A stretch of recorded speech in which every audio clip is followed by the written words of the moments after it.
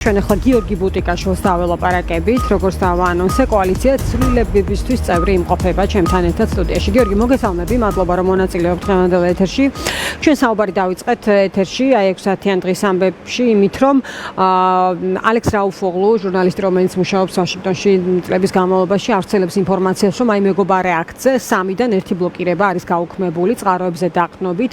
ასევე არის გარკვეული მოძრაობა ივანიშვილის ქონების მიმართულებით, ხომ? იქ წილობრივი მონაცემი შეიცვალა ქართულთან დაკავშირებით. აი ეს ჯამიში რეალურად რა დასკვნა შეიძლება აქედან გამოიტანოს, თქვათ, მოქალაქემ, რომელიც ამ პროცესს აკვირდება. შეიძლება ფიქრობდეს, რომ ეს პროცესი საერთოდ დაგვიანებულია, ან ეფექტური რამდენად იქნება, ანუ წინა პერიოდში, თქვათ, უფრო მოახდენდა პროცესზე გავლენას და იმოქმედებდა და ასე შემდეგ, იმიტომ რომ ვიცით რაც არის ამის საფუძვლები. აი თქვენი დასკვნა რა არის რეალურად, რას უყურებს ივანიშვილი და რას ვლები რჩება მას აი ამ პროცესში? მოგესალმებით, მესალმები მაყურებელს, მადლობა კიდევ ერთხელ მოწვევისთვის.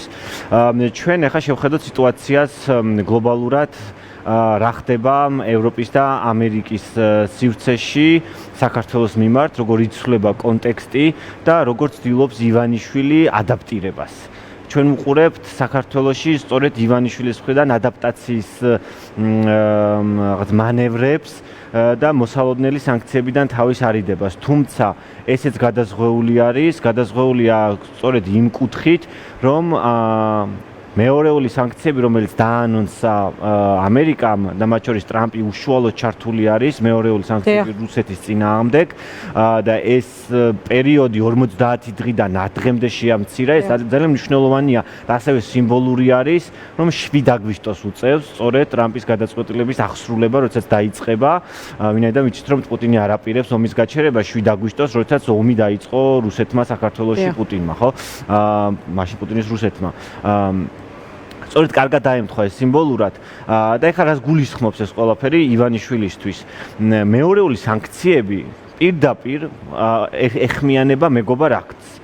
ის კანონ პროექტი, რომელიც დაინიცირებული არის ამერიკაში, პირდაპირ გვეუბნება ჩვენ, რომ ნებისმიერი სახელმწიფო, ნებისმიერი ბიზნესი, რომელიც ეხმარება რუსეთს ომის გაგრძელებაში, იქნება დასანქცირებული. დღეს ტრამპმა გააკეთა ასევე განცხადება ინდოეთის შესახებ 25%-იანი ტარიფების დაწესების, იმიტომ რომ ინდოეთი ჩინეთთან ერთად ყიდულობს რუსულ ნავთობს. ან უკვე ქმედით ნაბიჯებზე გადადის ამერიკა და ტრამპის ადმინისტრაციაც ცდილობს მაქსიმალურად ჩადოს თავისი რესურსი იმისთვის, რომ ომი გააჩეროს და პუტინი შეაჩეროს. ეხლა ეს რატომ არის ივანიშვილისთვის საფრთხე? იმიტომ რომ ივანიშვილის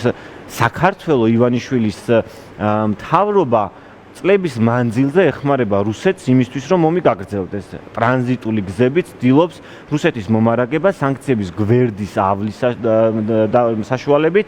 შესაბამისად, ივანიშვილი პირდაპირ არის ობიექტი სანქციების.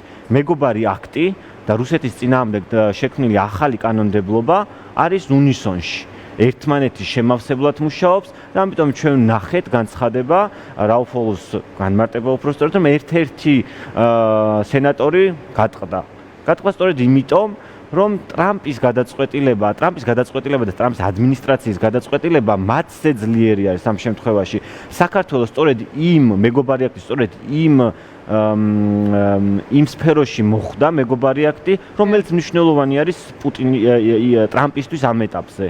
სწორედ მაგ კონტექსტში მოხდა უკვე. აქამდე თუ განყენებულად განიხილებოდა საქართველოს როგორც განყენებული თემა და მეგობარი აქტი როგორც განყენებული თემა, მხოლოდ საქართველოს კონტექსტი, გარღვევა მოხდა სწორედ აი ამ ნაწილში, რომ საქართველოს და ივანიშვილის ხელისუფლება აღმოჩნდა რუსეთის წინააღმდეგ მეორეული სანქციების დაწესების კანონპროექტის გაგრძელება ერთგვარი. ამიტომ ჩვენ მოლოდინი გვაქვს, რომ ის ორი სენატორიც შეიცვლის მის პოზიციას და რომც არ შეიცვალოს სექტემბრის ბოლოს უკვე ტრადიციულად როგორც უწევდა, აუცილებლად მოუწევს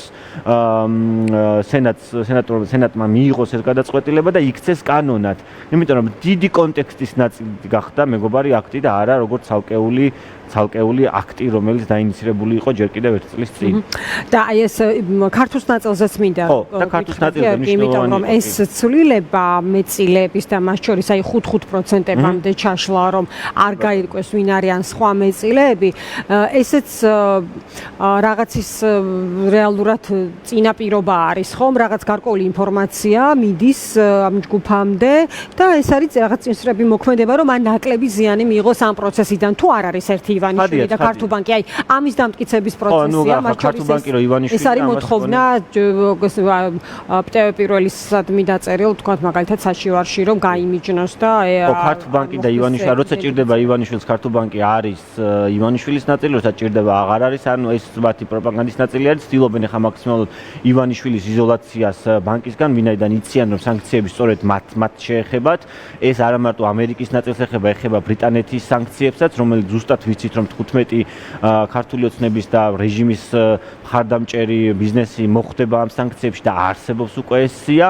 ანუ 15 კაციანი სია არის გამზადებული. ეს ახალი, რომელიც უშუალოდ ჩართული არის ივანიშვილის რეჟიმის გამტკიცებაში, მათ შორის ბიზნესები და რომლებიცაც ზუსტად ვიცით რომ იქნება სექტემბრის დასაწყისში, მას შემდეგ რაც ფინანსთა სამინისტრო დაუბრუნდება თავის პოზიციას და დაიწყებენ აღსრულებას, გამოცხადებას სანქციების და ამაზე გვექნება ჩვენ ინფორმაცია სექტემბრის დასაწყისში დაახლოებით, რაც ამ დღევანდელი მოცემულობით რაც 15 ადამიანი დამატებით დასახსირდება სექტემბერში, ეს არის თქვენ ხალხ არსებული ინფორმაცია, რომელიც არის ივანიშვილის ახლო ბიზნეს გარემოცვა, რომელსაც არა ბევრი აქ ასევე დასაკარგი, ნუ შესაძლოა არა იმდენი, რამდენიც ივანიშვილს, მაგრამ დაარტყამს რეალურად და ამიტომ დაიწყო გადალაგება ბიძინამ მაქსიმალურად ცდილობს თვითონ არ მოხდეს ამ სიაში და ან ჩახსნას ის ადამიანები, ვინც პოტენციურად იცის რომ სანქციებთა სიაში მოხდებიან.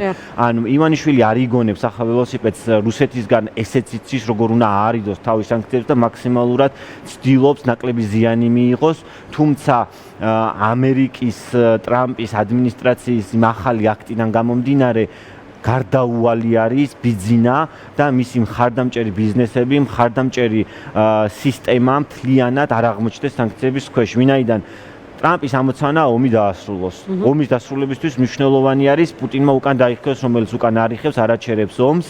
ამიტომ მაქსიმალურად უჭერს პუტინს იმისთვის, რომ ეს გადაწყვეტილება მიიღოს და ყველა მათი გადაწყვეტილება, რომელსაც ამერიკა მიიღებს, იქნება პუტინის რეჟიმის შესუსტებისთვის და პუტინის რეჟიმის გაგრძელება არის ივანიშვილის რეჟიმი. ქართულ ოცნებაც ძალიან კი წყინს ამას რომ ამბობთ, მაგრამ ისინი არიან პუტინის რეჟიმის გაგრძელება საქართველოში, ეგრეთ წოდებული პროქსი, რომელიც ახორციელებენ პუტინის საქმე საქართველოში სანქციების თავიდან არის. გიორგი, ბოლოს აი დარჩენილ დროში მინდა კითხო, აი 4 ოქტომბრის თარიღთან დაკავშირებით, რაც ხდება დღეს არაერთი განცხადება ვნახეთ. წავკითხე მაყურებელს მე, თინა ბოკუჩავას ჰქონდა განცხადება, რომელმაც თქვა, რომ სუსის ინფილტრაციას დაუშვებელია ნაციონალურ მოძრაობაში და თქვა, რომ ეს რევოლუციების გამოცხადება თარიღის ასევე არა სწორია. შემდეგ ხაბეიშვილი, რომელიც ამბობს, რომ ბუნებრივი თარიღი არის 4 ოქტომბერი. ელენე ხოშტარია თქვენი კოალიციის ლიდერი დაწერა რომ ყველა ვინც აცხადებს წინასწარ ამ დროს იქნება რევოლუცია არის კომიკური მატყუარა სასარგებლო იდიოტი ან კოცი ან სუსიო ასეთი არჩევანი ჩამოთვალა მან. აი თქვენი დასკვნა რა არის ამაზე, რა ხდება და როგორ ხდება რომ აი მაინც ყოველთვის მოიძებნება საკითხი, რაზეც შეუძლია ივანიშვილს მოითბოს ხელი. აი როგორ ხერხდება რომ ამამდე თავარი ამოცანა და ჩვენ ამ ამოცანას მივახციეთ, როდესაც 8 პარტია გაერთიანდა ერთი იდეის წინააღმდეგ დელეგიტიმაციის და ართანამშრომლობის, პროტესტის გაძლიერების, საერთაშორისო სანქციების გაძლიერების. ეს ხო არის თავარი ამოცანა ამ 8 პარტიის. ნებისმიერი ქმედება, რომელიც მიმართული იქნება თუნდაც ამ 8 პარტიაში რაღაცა განხეთქილების შეტანის მცდელობად, ან არის შეთანხმებული ამ 8 პარტიაში განცხადება, რომელიც კეთდება. არ არის შეთანხმებული? ცხადია არ იყო შეთანხმებული, იმიტომ რომ ნებისმიერ ან ბუნებრივი თარიღი როა 4 ოქტომბერი. 4 ოქტომბრის ესე წინასწარ და რენეს ამაზე სწორედ ქონდა გაკეთებული აქცენტირება წინასწარ რევოლუციას არავინ არ აცხადებს, არ არსებობს ისტორიაში ესე წინასწარ ზეგ დავაანონსოთ რევოლუცია და მოდი ახლა 4 ზეგ გავაკეთოთ. ანუ ეს ხო არ ხდება. ეს არის ბუნებრივი პროცესი და ეს 8 პარტიის ერთობლივი მუშაობა დელეგიტიმაციაზე და ართანამშრომლობაზე. ეს გადაჭარბებული მოლოდინის შექმნა და შემდეგ თქვათ მოქალაქის ფრუსტრაციის ასე ვთქვათ ეს ახლა შედეგებზე შეიძლება ვიმსჯელოთ რომ შესაძლო დაკიდებული შედეგით? თარიღები ხშირ შემთხვევაში არ მუშაობს, სწორედ იმიტომ რომ ჩვენ მეტი მოლოდინს ვდებთ იმ დროს, როდესაც ბუნებრივად არ ხდება განვითარება პროცესების. ამ 8 პარტიის გადაწყვეტილება სწორედ მაგას ემსახურება, რომ ბუნებრივად საზოგადოებაში გაჩნდეს განცდა, რომ ივანიშვილის რეჟიმი არის მხოლოდ რუსეთის გზა და ჩვენი ერთადერთი გამოსავალი არის ახალი არჩევნები, პოლიტპატიმრების გათავისუფლება, ართანამშრომლობა და ასე შემდეგ. რომ საზოგადოებამ გაიაზროს ბოლომდე და მე ბუნებრივად რაც მოხდება ამას საზოგადოება თავად გადაწყვეტს. ანუ რევოლუციას არ გეგმავს არც ერთი პარტია, რევოლუციას თანამონაწილე არ არის არც ერთი ინდივიდი, რომელიც ესე იგეგმება და ხორციელდება. ეს არის ბუნებრივი პროცესი, საზოგადოებრივი პროტესტის, ბრაზის, რომელიც ვლინდება ხოლმე ასეთ ქმედებაში. თუ საჭირო არის, ხო? და საზოგადოება აქამდე მისული რომ ყოფილიყო ეს შედეგი დადგებოდა, როგორც ჩანს არ არის მისული, ჯერ ბოლომდე ვერ ვაცნობიერებთ, რა გველოდება წინ ივანიშვილის რეჟიმთან. ამიტომ ეს გზა არის გასავლელი და ეს გზა უნდა გავიაროთ ჩვენ ბუნებრივად და არა ხელოვნურად შექმნილი რაღაცა თარიღებით, რომელიცაც ხადია სარგებლობს ივანიშვილის. ხადია შეუძლია ისარგებლოს ამ დაკიდებული თარიღებით და სხვანაირად მიმართოს. უფრო შეუთანხმებლობით, უბრალოდ აქ შეთანხმება არის რაღაც მიუღწეველი წერტილი, მე მგონი უკვე ნებისმიერ საკითხზე. და ამიტომ რაც გადარჩენილი გვაქვს გარდა ევროინტეგრაციის თემისაც ხადია ამის მომხრე ყველა რომ საქართველოს განუხრელად უნდა იდგეს ევროპულ ასეთი ძლიერი ევროპა და იმ მნიშვნელოვანი ერთი ვიცოდეთ რომ ეს პროპაგანდამ ძალიან ცუდად გამოიტანა ევროკავშირი ასეთი ძლიერი როგორც ახლა არის სწორედ იმ მოლაპარაკების მიღწევებით რაც ტრამპის ადმინისტრაციასთან მიაღწიეს ევროპა ძლიერდება კიდევ უფრო ძლიერი ხდება და ჩვენ გვინდა ამ ძლიერი ევროპის ნაწილი ვიყოთ და ეს არის მთავარი ამოცანა ჩვენი იმ 8 პარტიის და ნებისმიერი პარტიის, რომელიც ებრძვის ივანიშვილის რეჟიმს. ამიტომ ნებისმიერი განხეთქილების თემის შემოტანა არის დამაზიანებელი ამ ბრძოლისთვის და ყველამ უნდა გაითვალისწინოს ეს, ვინც ამ პროცესში არის ჩართული. დიდი მადლობა გიორგი, დაგემშვიდობები. გიორგი ბუტიკაშვილი იყო ჩვენი სტუდიის სტუმარი.